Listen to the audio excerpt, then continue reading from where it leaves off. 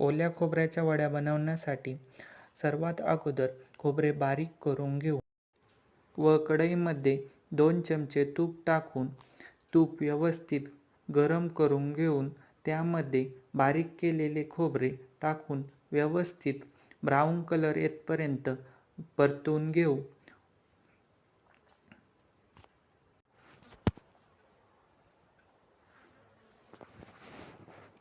मिश्रण व्यवस्थित गरम झाल्यानंतर त्यामध्ये आपण 1 वाटी साखर टाकू आणि लगेचच 1 कप दूध टाकू.